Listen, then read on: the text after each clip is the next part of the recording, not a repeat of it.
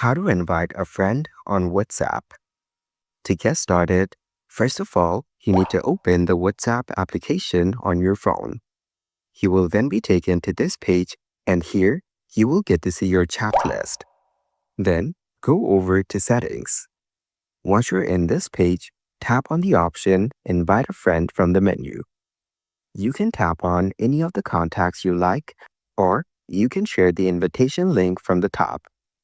To share the invite link, tap on the section Share Invite Link. Then, a menu like this will appear. You can either share it on WhatsApp groups, or you can explore other messaging applications like Facebook, Snapchat, etc.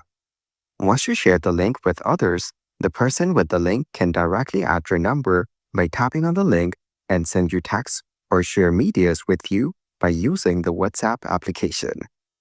So, by following these steps, you can invite a friend on WhatsApp.